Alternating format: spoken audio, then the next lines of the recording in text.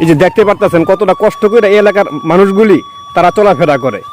এই রাস্তাঘাটগুলি আদৌ হবে কিনা তা আমার এখনো জানা নাই, ঠিক আছে, কারণ বর্ষা আসার আগে কিন্তু রাস্তাঘাট তলায়া যায়। আচ্ছা, এই যে আপনাদের এই রাস্তাঘাটগুলি আদৌ হচ্ছে না কেন এবং আপনাদের চলাফেরা করতে কি কষ্ট হয় কিনা?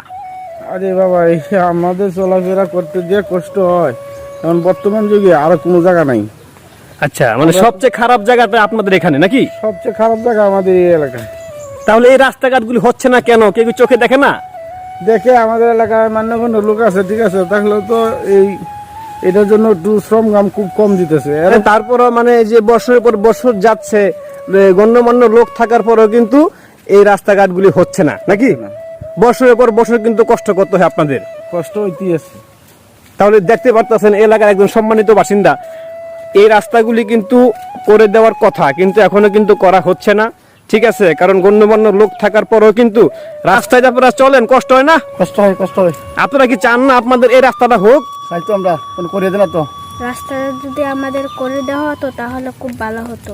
ঠিকমতো আমরা স্কুলে যেতে পারি না, মাদ্রাসায় যেতে পারি না, খুব কষ্ট হয়।